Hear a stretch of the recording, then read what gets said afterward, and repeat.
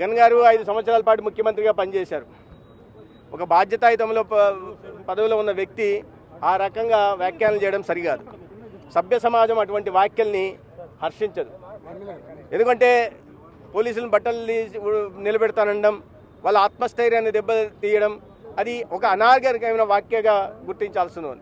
మొదటి నుంచి జగన్మోహన్ రెడ్డి గారి నైజం అదే. ఎందుకంటే వాళ్ళు ఆయన పెరిగిన నేపథ్యం ఫ్యాక్షన్ నేపథ్యంలో పెరిగారు.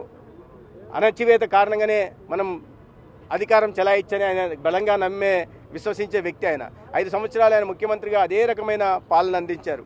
అణచివేత కారణంగా లేదా అదే పోలీస్ వ్యవస్థను అడ్డంగా పెట్టుకొని అదే పోలీస్ వ్యవస్థను సైన్యంగా మార్చుకొని ఆయన పాలన సాగించారు. అవన్నీ చూసే ప్రజలు ఆయన తిరస్కరించారు. ఆయన అర్థం చేసుకోకుండా ఇప్పటికి కూడా అదే ధోరణిలో వెళ్తూ ఏనాడైతే ఇంకా ముఖ్యమంత్రిగా అతను భావిస్తూ తన రక్షణ కల్పించట్లేదు. దాదాపు 1000 మంది పోలీసులను పెట్టి రక్షణ కల్పిస్తే కావాలని కార్యకర్తలందరూ పిలిపించారు. నేను అదే రోజు నేను ధర్మవరం అనంతపురం జిల్లాలో ఉన్నా.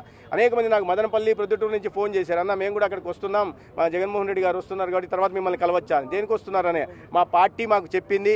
ప్రతి నియోజకవర్గం నుంచి కనీసం 1000 మంది అనంతపూర్కి రావాలి, రాప్తాడు నియోజకవర్గానికి రావాలి అని ముందే వాళ్ళు చేసిన కుట్రలో భాగంగానే అంతమందిని అక్కడ చేర్చారు. మీరు పరామర్శకు పోతున్నప్పుడు ఒక్కొక్క నియోజకవర్గం నుంచి 1000 మంది కనీసం రావాలని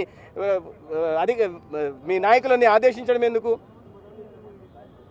రెంట్కి పెట్టి బాడెక్కి బస్సులను జీపులను పెట్టి చేర్చడం ఎందుకు? పరామర్శకు పోతున్నప్పుడు ఎవరన్నా 10 మందితో పోతారు, 5 మందితో పోతారు, 100 మందితో పోతారు మహా అని.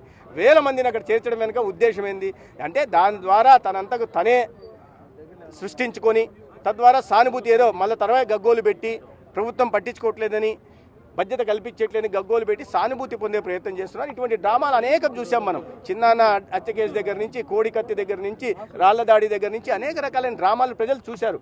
మళ్ళీ ఆ డ్రామాలను నమ్మే పరిస్థితులు లేరు. ప్రజలు గుర్తిస్తున్నారు. ఇప్పటికైనా బుద్ధి తెచ్చుకొని సరైన మార్గంలో ఒక నిర్ణయాత్మకమైన ప్రతిపక్షంగా వ్యవహరిస్తే బాగుంటుంది.